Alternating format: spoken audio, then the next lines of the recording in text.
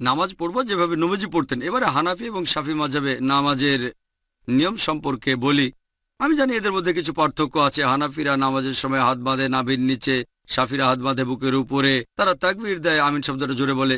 এখানেও আগের উত্তরটাই। সহিহ বুখারী, নবীজি বলেছেন খণ্ড নম্বর 1 বুক অফ সালাহ, নামাজ পড়ো যেভাবে আমাকে পড়তে দেখেছো।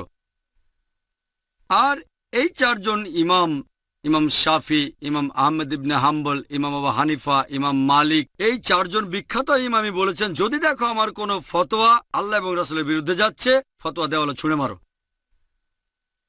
আমি জানি আবু হানিফা রাদিয়াল্লাহু আনহু বিখ্যাত বিশেষজ্ঞ, তাকে শ্রদ্ধা করি, ভালোবাসি।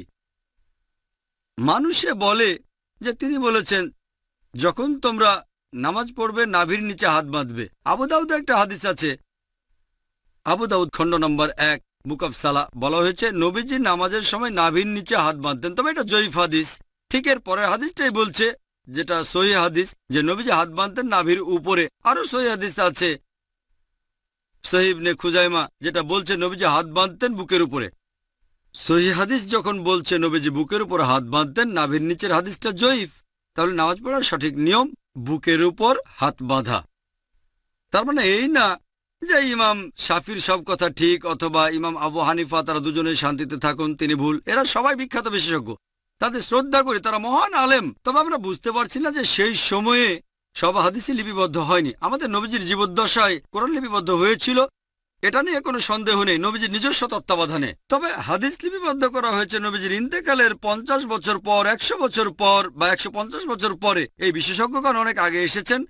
আর যেহেতু তাদের কাছে সবগুলো সহিহ হাদিস ছিল না, তারা তখন যে ফতোয়া দিয়েছেন সেগুলো তাদের তখনকার জ্ঞানের ভিত্তিতে। আমি বলবো না ইমাম আবু হানিফা রাদিয়াল্লাহু আনহু ভুল করেছেন, আমি বলবো এই সহিহ হাদিসটা ওনার কাছে পৌঁছায়নি। হতে পারে যে জয়ীফ হাদিসটা তার কাছে পৌঁছেছিল আর সেজন্য তিনি বলেছেন হাত বাঁধবে নাভির নিচে। সহিহ হাদিস হয়তো ইমাম শাফির কাছে পৌঁছেছিল, তিনি বললেন হাত বাঁধবে বুকের উপরে। আবারও সহিহ বুখারী বলছে খণ্ড নম্বর 1 বুক অফ সালাহ যে তাকবীর দিতে হবে। তাকবীর নবীজি বলেছেন, এমন না যে ইমাম শাফি বলেছেন তাই আমি এটা মেনে চলছি, কারণ আমার নবীজি বলেছেন। তারপর অজুর বেলায় কোরআনের একটা আয়াত আছে সূরা মাইদা অধ্যায় নম্বর 5, বলা হয়েছে কোনো মহিলাকে স্পর্শ করলে অজু ভেঙে যায়। আরবি শব্দটা মাসা, মূল শব্দ লামাসা, মানে স্পর্শ করা। ইমাম শাফি রাদিয়াল্লাহু আনহুর মতে তিনি বলেছেন কোনো মহিলাকে স্পর্শ করলে অজু ভেঙে যায়। ইমাম আবু হানিফা বলেছেন যদি কোনো মহিলাকে স্পর্শ করে কোনো পুরুষ অজু অবস্থায় তাহলে অজু ভাঙে না। এখন কোরআনের আরবি শব্দটা হচ্ছে লামাসা, মহিলাকে স্পর্শ করলে অজু ভেঙে যায়। তবে মাসা শব্দটার অর্থ দুটো, একটা হচ্ছে সহবাস করা, আরেকটা হচ্ছে স্পর্শ করা। ইমাম শাফি রাদিয়াল্লাহু আনহু তিনি বলেছেন এটা স্পর্শ করা। ইমাম আবু হানিফা তিনি ধরে নিয়েছেন সহবাস করা। এখানে তাদের মতটা আলাদা। তবে যদি সুন্নান আবু দাউদ পড়েন খণ্ড নম্বর 1, এখানে বলা হয়েছে যে হযরত আয়েশা রাদিয়াল্লাহু আনহা নবীজি অজু থাকা অবস্থায় তাকে চুমু দিলেন, তারপর নবীজি আবার অজু না করে নামাজ পড়তে চলে গেলেন। আরেকটা হাদিস আছে সহিহ বুখারীতে বুক অফ সালাহ খণ্ড নম্বর 1, হযরত আয়েশা ঘুমাচ্ছিলেন, নবীজি তার পা সরিয়ে নামাজ পড়লেন। এটাই প্রমাণ করে যে স্পর্শ করলে অজু ভেঙে যায় না। এখানে আবু হানিফা রাদিয়াল্লাহু আনহু ঠিক বলেছেন, আর ইমাম শাফি আমি বলবো না তিনি ভুল করেছেন ইচ্ছাকৃতভাবে, হাদিসটা ওনার কাছে পৌঁছায়নি। সবাই বিখ্যাত বিশেষজ্ঞ, আর তারা বলেছেন দেখো যদি আমার কোনো ফতোয়া আল্লাহ এবং রাসূলের বিরুদ্ধে যাচ্ছে তোমরা আমার ফতোয়া দেওয়ালে ছুঁড়ে মারো। আমি তাই বলবো, আমি একজন পাক্কা হানাফি। আমি ডক্টর জাকির নায়েক একজন পাক্কা হানাফি। কেন? আবু হানিফা ফতোয়া দিয়েছেন নাভির নিচে হাত বাঁধবে নামাজ পড়ার সময়, কিন্তু সহিহ হাদিস বলছে বুকের উপরে, তাই আমি নামাজের সময় হাত বাঁধি বুকের উপরে। আমি একজন পাক্কা হানাফি। ইমাম শাফি বলেছেন যদি দেখো আমার কোনো ফতোয়া আল্লাহ এবং রাসূলের বিরুদ্ধে যাচ্ছে সেটা দেওয়ালে ছুঁড়ে মারো। ইমাম শাফি বলেছেন অজু অবস্থায় কোনো মহিলাকে স্পর্শ করলে অজু ভেঙে যায়, কিন্তু সহিহ হাদিস বলছে অজু ভেঙে যায় না। তাহলে কোনো মহিলাকে অনিচ্ছাকৃতভাবে স্পর্শ করলে অজু ভেঙে যায় না।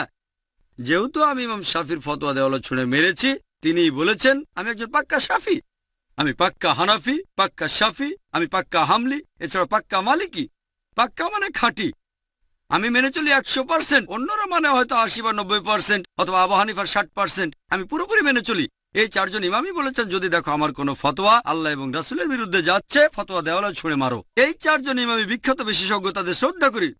তবে আমাদের বুঝতে হবে সব হাদিস তখনও লিপিবদ্ধ হয়নি। এখন সবকিছু আমাদের হাতের নাগালে, সিডি রোমে পাবেন, বইয়ে পাবেন, অ্যাভেলেবল। তখনকার দিনে ছিল পর্যাপ্ত তথ্যের অভাব। যেমন ধরেন আমার ভাই একজন ডাক্তার আর কোপার্নিকাস একজন বিখ্যাত বিজ্ঞানী ছিলেন। তবে বিজ্ঞানের ব্যাপারে কোপার্নিকাসের চেয়ে আমার ভাইয়ের জ্ঞান অনেক বেশি, আইনস্টাইনের চেয়েও।